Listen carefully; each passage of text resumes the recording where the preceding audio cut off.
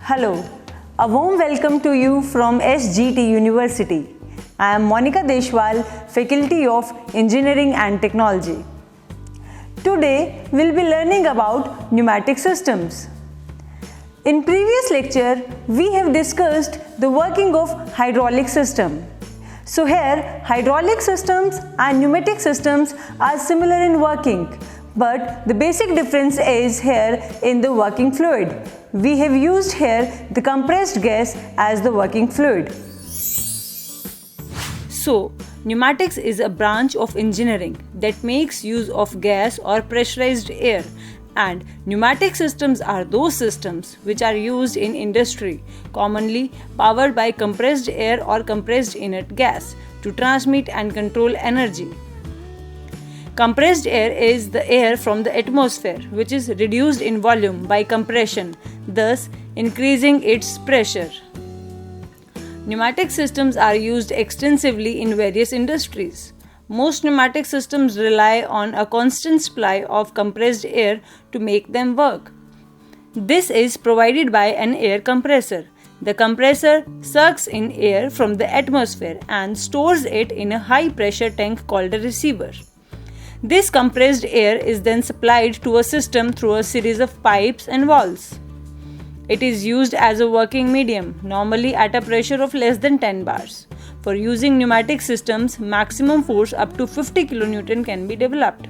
Actuation of the control can be manual, pneumatic or electric actuation. Compressed air is mainly used to do work by acting on a piston or vane. This energy is used in many areas of the steel industries. Moving further, let's discuss the application of pneumatic system. There are several applications for pneumatic systems.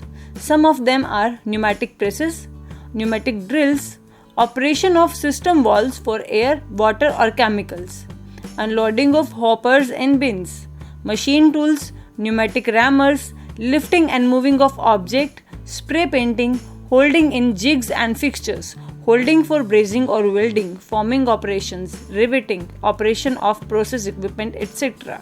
Now, we'll discuss the working of the components of pneumatic system.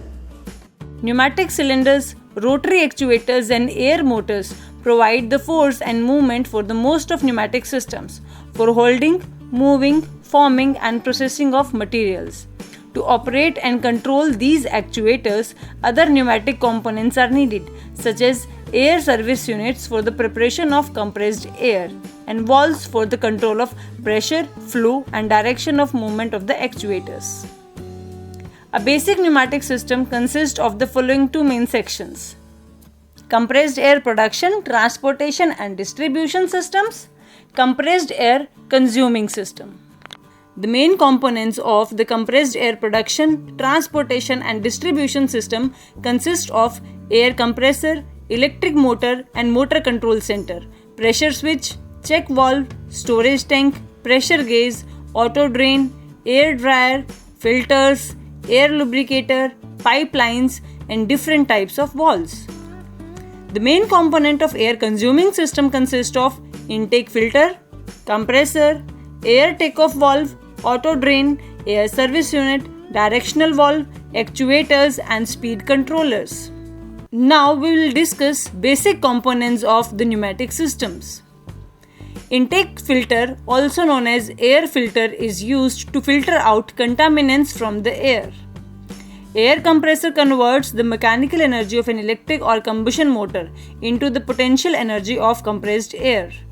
There are several types of compressors which are used in the compressed air systems. Compressors used for the generation of compressed air is selected on the basis of desired maximum delivery pressure and the required flow rate of the air. The type of compressor in the compressed air systems are piston or reciprocating compressor, rotary compressors, centrifugal compressors and axial flow compressors. Now, reciprocating compressors are single stage or double stage piston compressor and diaphragm compressor, and rotary compressors are sliding vane compressor and screw compressor. Electric motor transforms electrical energy into mechanical energy. It is used to drive the air compressor. The compressed air coming from the compressor is stored in the air receiver. The purpose of the air receiver is to smooth the pulsating flow from the compressor. It also helps the air to cool and condense the moisture present. The air receiver is to be large enough to hold all the air delivered by the compressor. The pressure in the receiver is held higher than the system operating pressure to compensate pressure loss in the pipes. Also, the large surface area of the receiver helps in dissipating the heat from the compressed air. For satisfactory operation of the pneumatic system, the compressed air needs to be cleaned and dried. Atmospheric air is contaminated with dust, smoke, and is humid. These particles can cause wear of the system components, and presence of moisture may cause corrosion.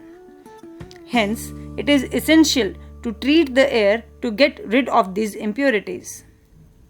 Therefore, cooler is used to reduce the temperature of the compressed air. The water vapor or moisture in the air is separated from the air by using a separator or air dryer. The air treatment can be divided into 3 stages. In the first stage, the large-sized particles are prevented from entering the air compressor by an intake filter. The air leaving the compressor may be humid and may be at high temperature. The compressed air from the compressor is treated in the second stage.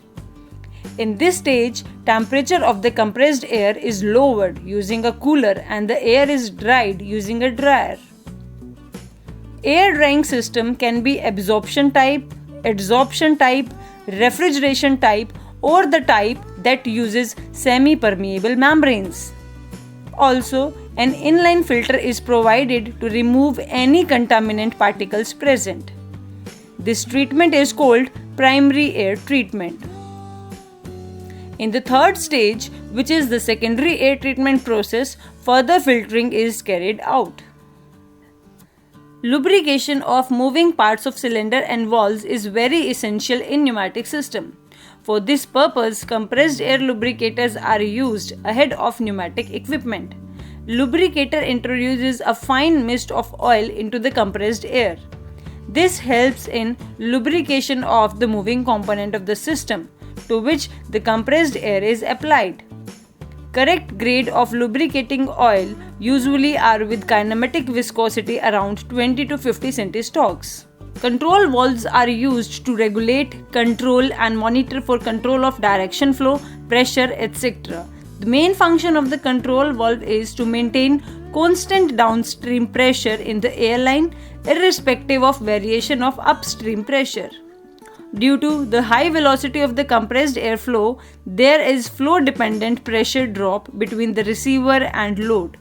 Hence, the pressure in the receiver is always kept higher than the system pressure. At the application site, the pressure is regulated to keep it constant. There are 3 ways to control the local pressure, which are given here. In the first method, load vents the air into atmosphere continuously. The pressure regulator restricts the air flow to the load, thus controlling the air pressure. In this type of pressure regulation, some minimum flow is required to operate the regulator. If the load is a dead-end type which draws no air, the pressure in the receiver rises to the manifold pressure. These type of regulators are called as non-relieving regulators, since the air must pass through the load.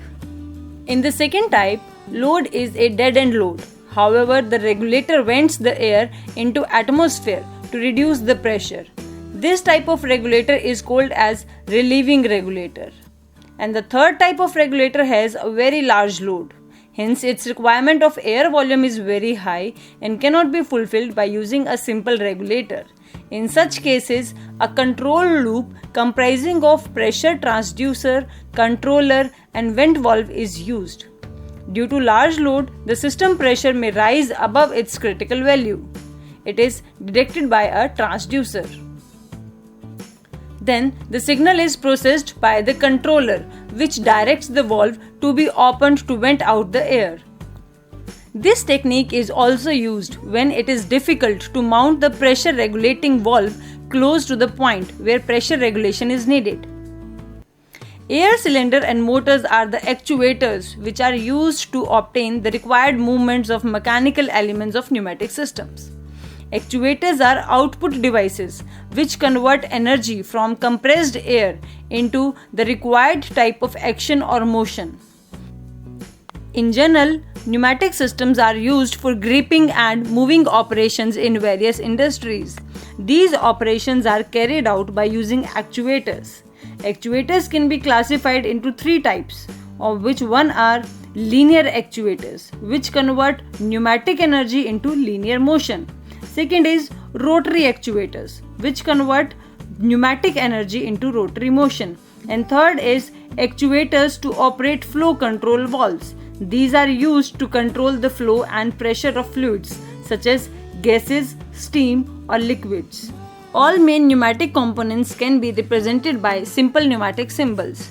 Each symbol shows only the function of the component it represents, but not its structure.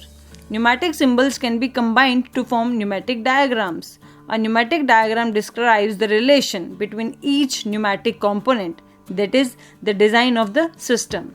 A typical diagram of a pneumatic system is shown here. So, today we covered pneumatic system and its components. Next time we meet, we will be reviewing the comparison of hydraulic system and pneumatic system. Keep learning, keep growing. See you next time.